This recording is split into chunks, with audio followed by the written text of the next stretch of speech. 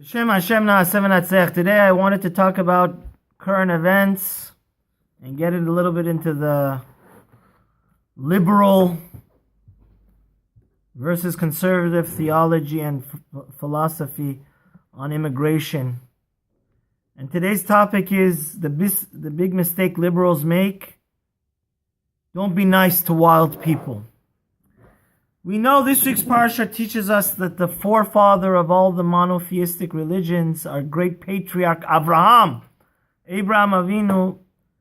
Look in chapter 18, Chai, passage 19. The Torah reveals to us one of the most important questions we have to ask ourselves, and that is, what does Judaism start from Abraham? There were many other great righteous people like Chanoch, Shem, Noah. The Torah says the reason why he wants to start his chosen people from the seed of Abraham is because Abraham is a great mechanech. He doesn't keep the path of God for himself. He teaches it and inculcates and imbibes his children with the path of God. V'shamru derech Hashem. Abraham taught Yitzchak and Ishmael to a certain extent, and especially Yaakov and the sons of Israel, that you have to keep the path of God. La'asot tzedakah mishpat, to do charity, righteousness, and justice. Leman hevi Hashem al Avram asher diber alav. That's why Hashem promised to Abraham to make his descendants like as great as the stars and as numerous as the sand. And we have to know that it's a fascinating thing, these two things, to be righteous and kind on one hand, and to dish out justice, are kind of polar opposites, because kindness and righteousness is based on being soft and forgiving. And on the other hand, justice, sometimes you have to sentence people to death. It's tough.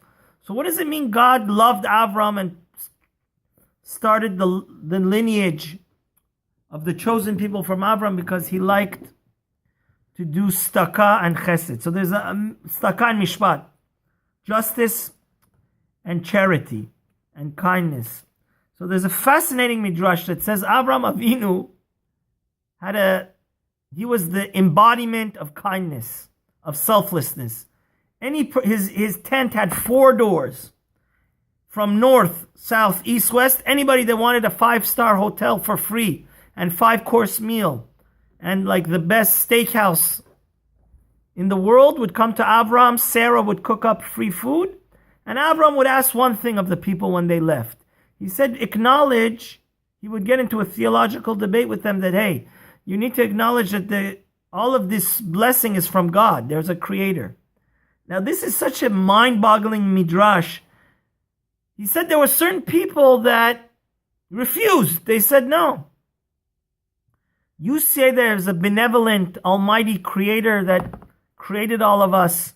We're not just some mistake, some big bang, big shmang, or Buddha or the sand or the moon or stars created. They believe that, yeah, there is no creator. This just, the sun is the God. Avram would say, you need to pay me for this meal and your hotel stay at my house. It's not free. And he would be very tough with them, till he kind of like, through strong-armedness, would convince them to at least acknowledge that what they got was not from Abraham. There's a creator.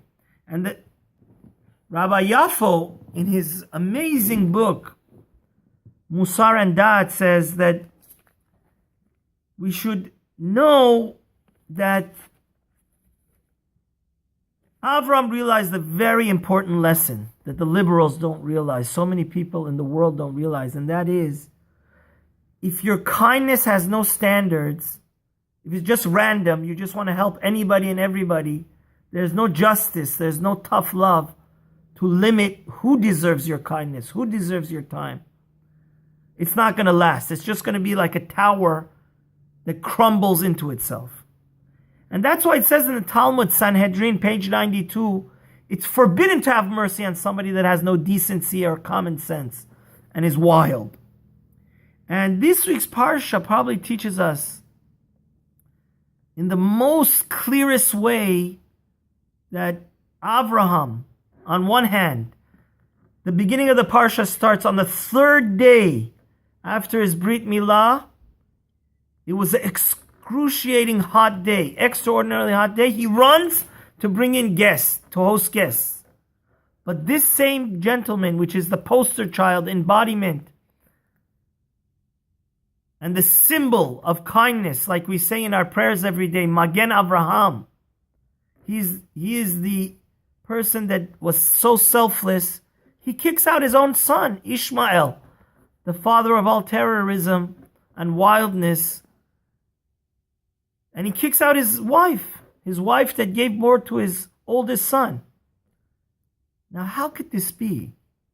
Because Avram realized that Ishmael is basically wants to destroy and get rid of his youngest son, Isaac. And since Ishmael demonstrated that he's a Pere Adam, wild, like a wild donkey that has no decency, no common sense, no boundaries, Avraham kicked him out. He kicked out his own son and own daughter and own wife. And Sarah had started the problem. Avraham was reluctant. They asked God. God said Sarah is the right. She's the arbitrator. The ultimate arbitrator sided with Sarah. And he said, Avraham, you need to kick him out. Isaac is going to be your seed. He's going to be your successor. And Avraham, again, in last week's Parsha, he kicks out his own nephew, which he was like a father to Lot, out of his camp. Because Lot was misbehaving. Lot was embezzling people's money. And Avraham didn't want to stay partners with him. He said, sayonara. If you go east, I'll go west. I don't want to be together with you. And this is such an important lesson for today's liberal society, because King Solomon says, Geresh Madon, Geresh Letz Yatsa Madon. Get rid of the fool and justice will come out. Sometimes, as good-hearted as you want to be, some people don't deserve your kindness. And therefore, it's a tragedy that what happened in the New York, that the truck driver that was affiliated with ISIS ran over the people. If people would realize this government, people would use common sense and know this message that the Torah is giving us very clearly, that there's some people that you just need to get rid of.